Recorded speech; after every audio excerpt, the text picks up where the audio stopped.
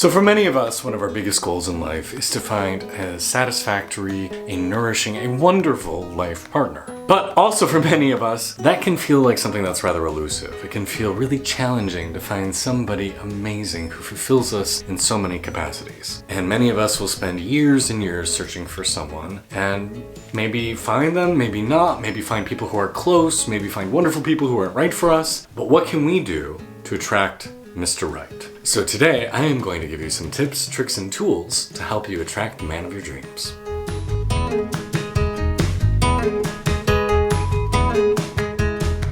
So greetings all. If we haven't met before, my name is Kalen. I'm an ecstatic spirituality coach. I've written a couple books, and I'm also the host of this YouTube channel, Ecstatic Self, where we explore the intersection of sex, sexuality, meditation, spirituality, and finding a sense of belonging. And when I'm not here working with you lovely people, I also work with individuals one-on-one to help them come home to themselves. All right, so Mr. Right. Let's start with what is probably the easiest or most direct tool we can use to find this gentleman. So the very first thing I'd like you to do is just grab a piece of paper, and I want you to draw 2 lines down it to create 3 separate columns. In one column, I would like you to write at the top, needs. In the middle column, I'd like you to write wants, and in the right-hand column, please write deal breakers. So pretty self-explanatory. The first column are all the things that we actually require in a partner. If they do not have it, they will not qualify. The middle column are the things that would be nice, but they just need to have a bunch of them, not all of them. And at the far end side, the things that we will not put up with. And perhaps the older you are, the more that list has actually grown of the things you will not put up with. But let's dive into each of these with a little more nuance, shall we? So let's talk about needs in a greater depth. So when you ask somebody, what are you looking for in a guy? Very often people will reply with a list of physical attributes. Oh, I'm into brunettes, I'm into blondes, I'm into people who are tall or muscular or whatever. Most people tend to pay attention to the more superficial things because that's what they're attracted to. Now, attraction matters, but when we're looking at somebody who's not just Mr. Right Now or Mr. Tonight, but Mr. hopefully months and years and decades even, the superficial matters a little bit less. And so this is getting you to examine more deeply and more concretely, what are things you actually require in a partner? Now, physical things might be there, it is true, but more often than not, the things on the need list are actually personality qualities. So for me, things like a sense of humor. If we're going to be spending a lot of time together, the ability to actually laugh at our mistakes and take things in stride with a chuckle is an underrated quality and one that I find to be critical in a lasting relationship. Another thing on this list might be something like integrity with their words, that they speak the truth, that if they say they're going to do something, they're actually going to do it, because I know for myself, those little disappointments, those little betrayals, over time they add up, and eventually you start resenting this person and sometimes even hating them. The biggest one for me when I was looking for my life partner was inspiration. I want to be inspired by this guy. Often you'll hear people say, I want my significant other to make me feel like I want to be a better man. AKA, they inspire me to my best. So I want to be with somebody who inspires me on an emotional level, with their heart and their courage. I want to be with somebody who inspires me on a mental level, with their intellectual curiosity and lust for life. I want to be with somebody who inspires me on a physical level, that they're always working to be healthy and in shape and be the best version of themselves that they can be. So what are your needs? And as you play with this list, it may surprise you. The items on the list between needs and wants sometimes flip around a little bit. Something that we may have thought was a requirement might actually just be a preference. And something that we thought might just be something we would really like might in fact be something we absolutely require in a partner. Which takes us over to that middle column. What are the things you would like? So here's your chance to put things in there that is a nice wish list, but you don't need your partner to have all of them. So perhaps if you love camping and you would like a partner who camps with you, but you're okay camping on your own without them, then that would be a want. But if upon further reflection you say, you know what, Kalen, camping is a huge part of my social life. I do it with my friends. It brings me so much joy. I would be seriously bummed out if my partner wouldn't camp with me. And I would eventually feel like there would be some loneliness there. There's to be resentment there. That maybe that actually goes over to your need category. I encourage you to explore a little bit of broader thinking in this category. So if you say, I only like to be with people who are super fit. Well, do they need to look like Men's Health cover models? Or can they just be somebody who, takes care of themselves and works out several days a week? Like, can you be a little bit more flexible about what is in this want category? Now, the third category is deal breakers. So what are the things that you just are not going to put up with? So for me, an example would be smoking. I don't mind if other people smoke, but I do not want to live with somebody who does.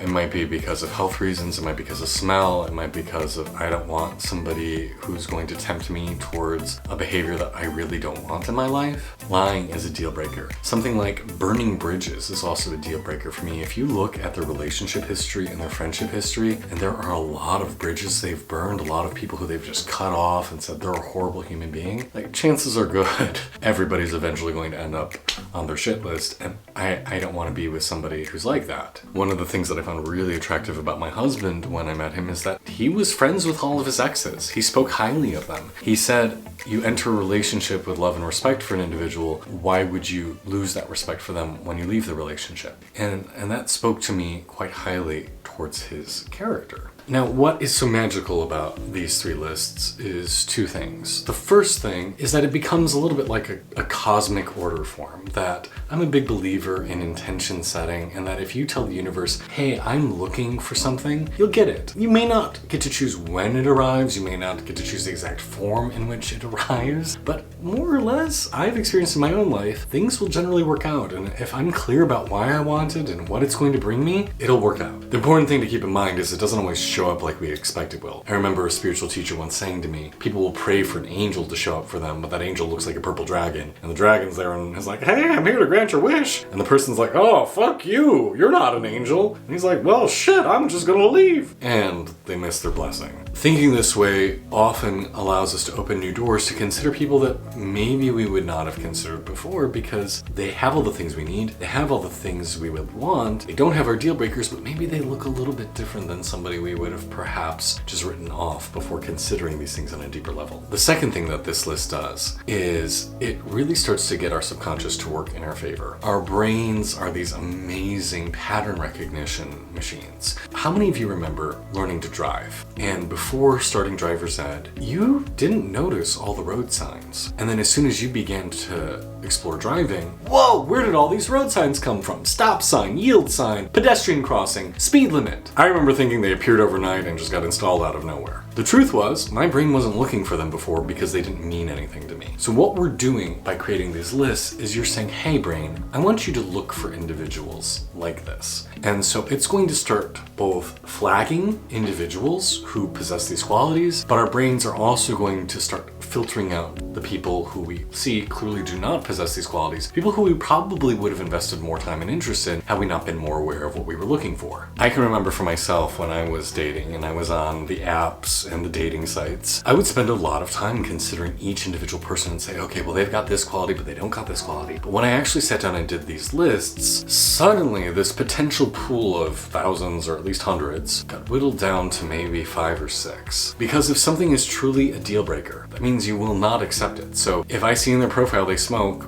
not going to be an option. If something on my need is truly a need, meaning I absolutely require it in a partner, and I don't see that being expressed in their priorities, it's not showing up when I meet them, then I can filter them out. I'm a big believer that people more or less show us who they are initially. Pay attention to how people show up, because yeah, there are those who pretend to be somebody different. I remember hearing that phrase, hide all your faults until after the wedding. But people are generally pretty transparent about who they are and what they are. Believe them. Listen to them and see how they match against your lists. So this is number one. This is our biggest and foremost thing that we can do, the easiest thing we can do to start attracting Mr. Right. Number two is a little bit harder. In psychology, there's this term called differentiation. And basically, you're only going to be partnered with somebody who's more or less on a similar level as you. And if somebody is too far ahead or even grows too far ahead, which we see in existing partnership that one partner grows and the other one doesn't, and suddenly they no longer seem compatible, then the partnership isn't going to work. I often get frustrated when you see people online saying like, oh, why can't that super hot guy be into like an average person like me? And it's like, one, what do you think you have in common? Two, yes, we're talking purely about the physical, but are you on a similar level? Because if you're not, like, I mean, we're just talking about the physical now, but this applies also to spirituality, intelligence, heart,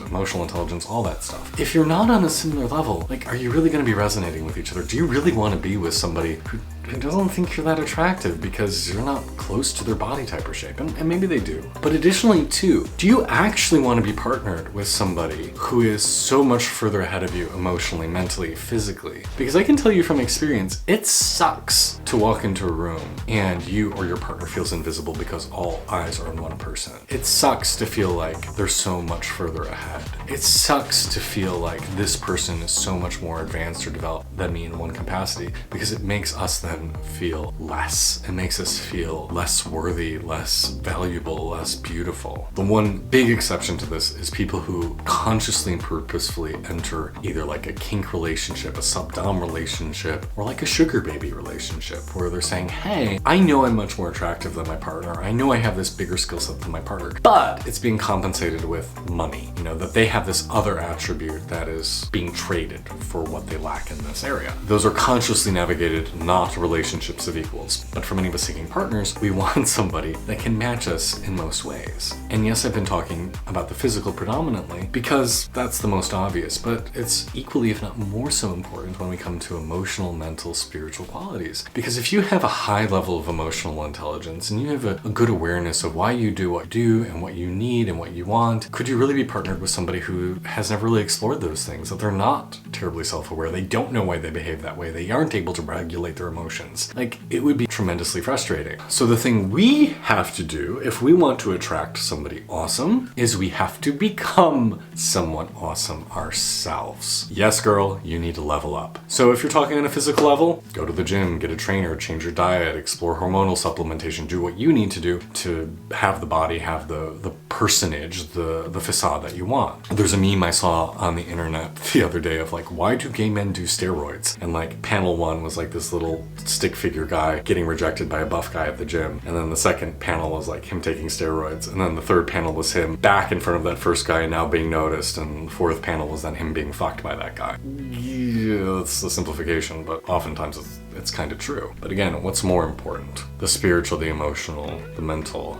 the internal aspects, because that's what makes a person endlessly fascinating. The physical stuff will fade. The physical stuff will change. The physical stuff, frankly, gets boring over time. What is with their heart? What is with their mind? What is with their spirit? And so for you, are you cultivating those things? Are you reading? Are you learning something new? Learning an instrument? Taking a class? Exploring poetry? Making art? Going to museums? Are you doing things to nourish your soul? Like, are you spending time in nature? Are you meditating? Are you chanting? Are you journaling? Are you learning to improve your emotional health and well-being? Are you working with a therapist? Are you working with a counselor or a coach? If you want to be with somebody interesting, then you need to be somebody interesting. Do things that will make you a more interesting person. Join clubs, play sports, make art, go travel. If you do things that are fascinating and that becomes a part of your life, then you're going to be attracting people who are on that same vibration, who are exploring similar things. Somebody who has cultivated those things is not going to be interested in somebody who doesn't have them. So what do you have to offer? How can you raise your game? All right, the third thing we can do is we need to put ourselves out there. So how are we creating opportunities for this person to find you?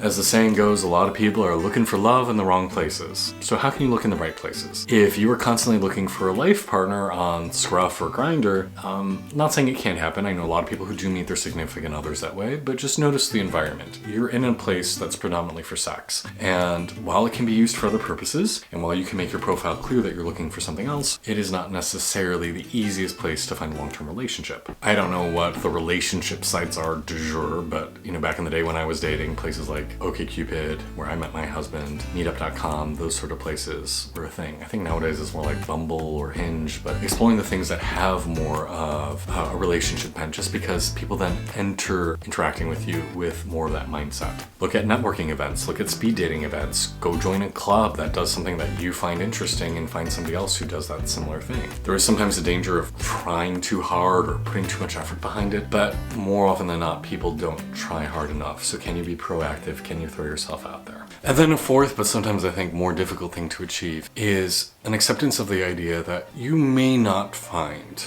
the absolute perfect guy, that there might not be the person you were imagining when you were 13 years old and imagining what your life would be. A lot of people are going to have a feeling of settling a little bit. And I think in modern culture, we think that we should never settle for anything. But I just went through the process of looking for a new home for us, condo hunting in Washington, D.C., which is a very competitive, overpriced market. And like I did in this relationship thing, I created my list of needs and wants. And when we looked at our price point, we're like, fuck, I don't know if we'll find anything in our price point with all these. I think I looked at 50 properties in person. I quite literally looked at digitally every available property, even outside of our price point online. I even proverbially proposed to a property where we went under contract saying we were going to buy it, but it didn't have enough of my needs, and I got stomach aches and I just felt this didn't feel right, and so I broke our contract, even though that's something I do not like to do. I don't want to disappoint people. But lo and behold, we found a property that did end up checking all of our needs. Yeah, it needs some updating, so we're going to have to renovate it, but we were able to find what we wanted because we were clear about it. So yes, there could be a sense of settling a little bit because it isn't that turnkey ready place that we would have liked. But you know what? People are that way too. I think it's very important that we never get into a relationship trying to fix someone. I think it's very important we don't end up in a relationship where we're loving someone for their potential of who they could be. But if you meet someone who maybe hasn't checked all of your boxes, but they're working on it,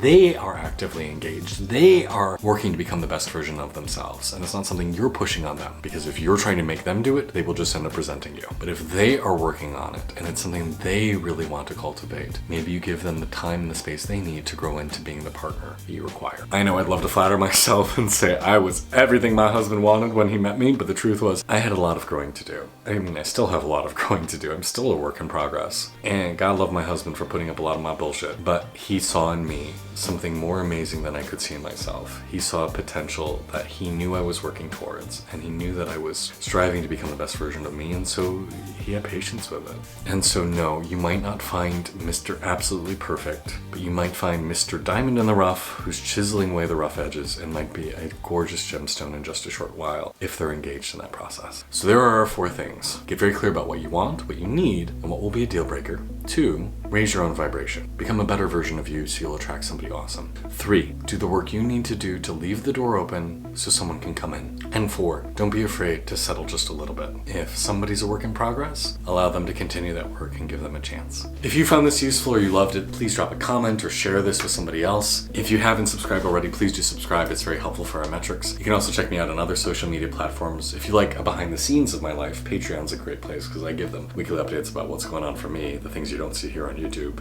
And you can also, of course, work with me one-on-one if that's something that interests you. I'm Kaylin. This is Ecstatic Self. Much blessings to you.